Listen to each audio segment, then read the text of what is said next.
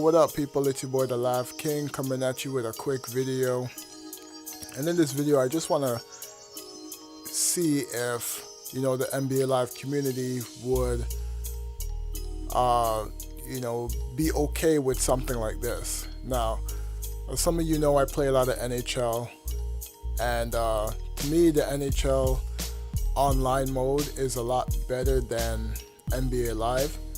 Not only because of the gameplay, it's also because of the fact that there's not a lot of overpowered players online, right? Especially in, if you want to play in a club or anything like that. So I'm going to show you guys what I'm talking about. And this is going to be something that I'm going to try to do more often, rather than me just trying to, decipher a lot of stuff in post. So I'm going to try to do a lot more, live type videos. So let me show you guys what I'm talking about here. So I'm going to go to customize, and I'm going to go to customize. I can go to edit loadouts, but I'm just going to go to customize a player. Let me see if with this, actually no, that's the wrong one. I'm supposed to go to edit loadouts.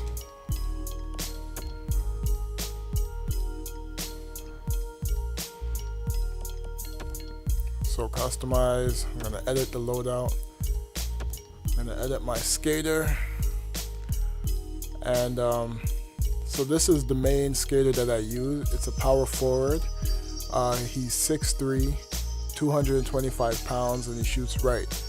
The primary traits, secondary trait, and the specialty. So they got 3 traits just like NBA Live. So I'm going to go into the loadout. This is what you see.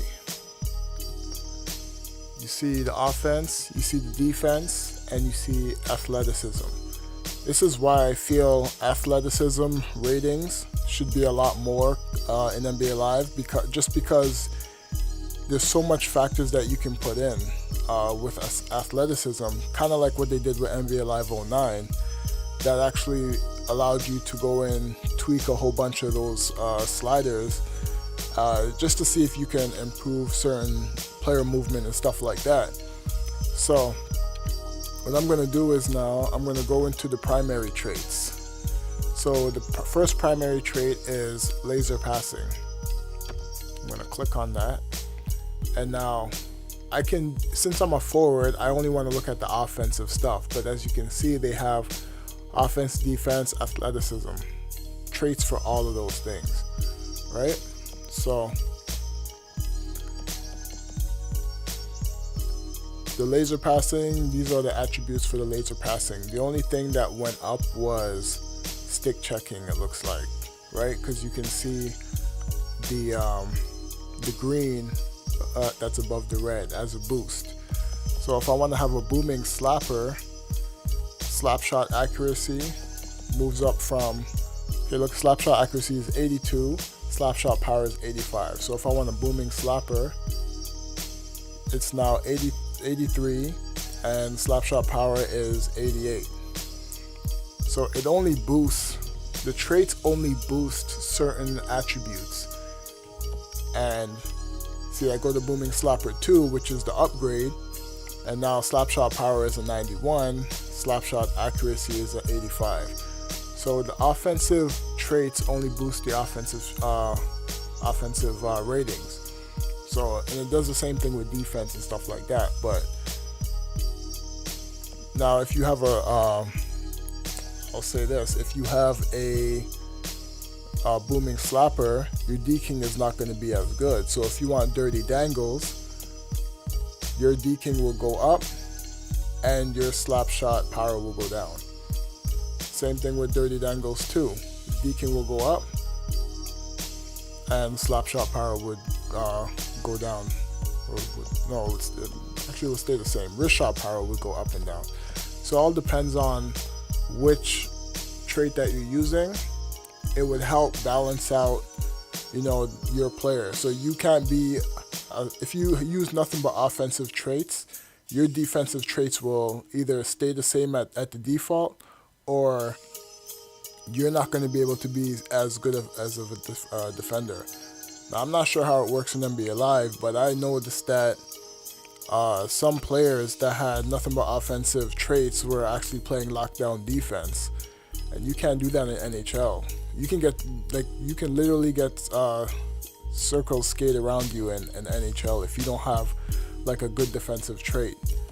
So we're gonna go to the defense now, and you can do different things. You got Hockey IQ 2, you got Face-Off King, Human Shield, which is shot blocking. As you know, the stats are 87. Durability, 85. You just see what traits improve as you go along with these badges, these traits. So, and these are all like you can't really grind to get a 99 in NHL because they have these presets that allows them to have controllable gameplay, so the game doesn't get too chaotic in like EA Sports Hockey League or any of those modes. So, and same thing with athleticism. You got brute strength. You can be a strong guy. You can be a durable player, Iron Man. Quick first step, 1 and 2. Tight turns and tight turns 2. Core balance. Core balance is something that I normally use. I took it off of this player. But core balance, if a player hits you, like you have a better chance of not getting knocked down.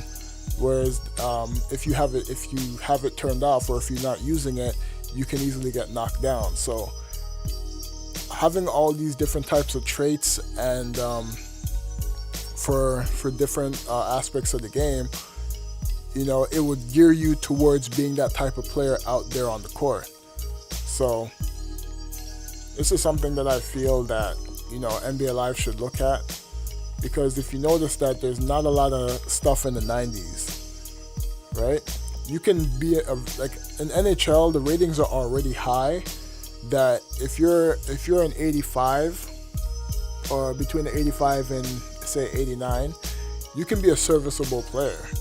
But it's where you get to like the elite players, which if NBA Live were to adapt this kind of system, you would have different types of elite badges, and you should be able to customize what you want to be elite at, rather than I'm going to work on this part of my game and just boost the ratings up just so I can be effective on the court.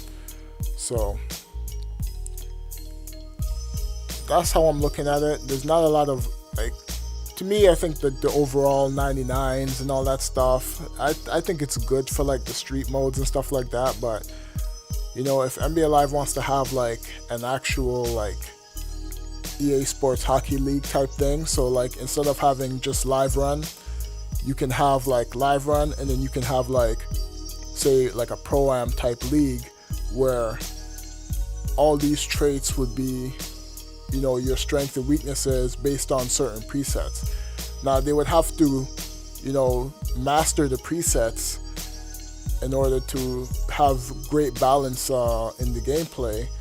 But I think the overall ball distribution, the spamming of the steal and all that stuff, I think they should get rid of stealing traits. Right? I think it should just be like if you're good at swiping at the ball and stuff like that, it should be something like that. Like it shouldn't be I'm going to be a 99 at steal just so I can spam the steal button. So, but if you have like a pro-am league in NBA Live, and you just have these type of presets mixed with the badges that will give you a slight boost, not like a crazy amount of boost, and then you will have like elite badges at some point, I think Live Run would be more competitive, and I think it would be more, like a lot of players wouldn't be prone to like ball hog and do all the stuff that they're doing now. So this is just an idea. I play a lot of NHL online, and to me, like just the player movement alone in NHL, it just blows NBA Live out of the water. So, and another thing that they've done in NHL was work on the footwork. The footwork actually helps player movement so much compared to, other games and stuff like that.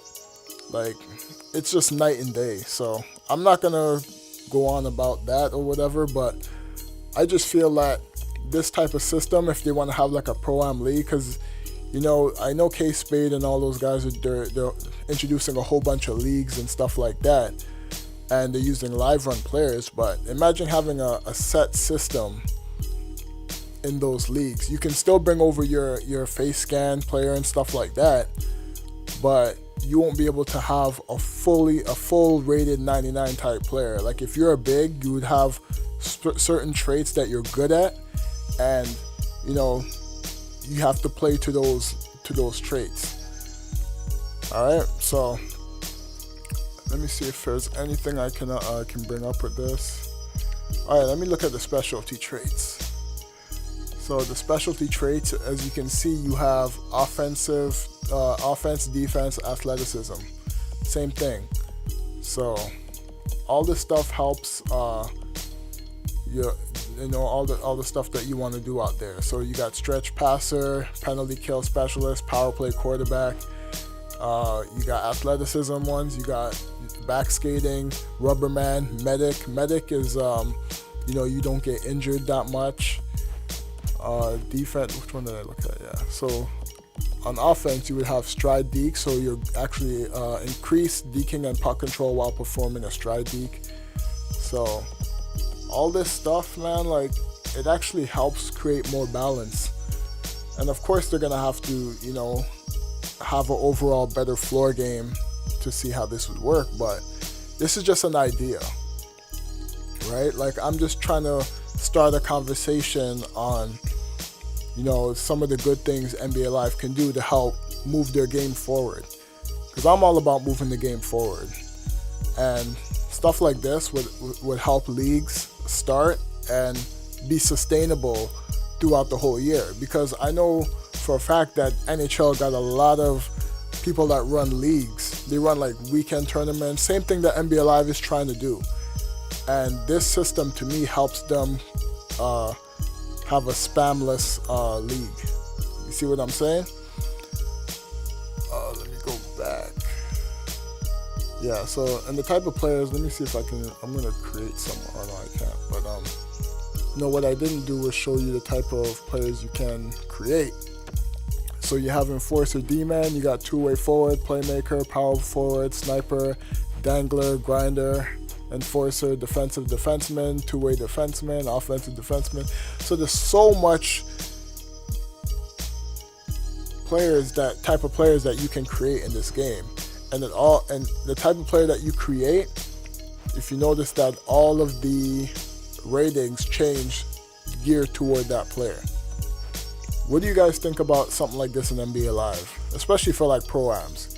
Keep the same system that they have now for a live run. You need something to grind to be a live run king. But like for leagues and stuff like that, they should have something like this. What do you guys think about that? Leave a comment down below, and we'll start another conversation, and I'm gonna catch you guys on the next video. Alright? I'm out. Peace. In a zone, yeah, man, she a rider. Only see her in designer. Baddest B.O. you was behind her. She got the main line, you got the light car. Oh, my bangers for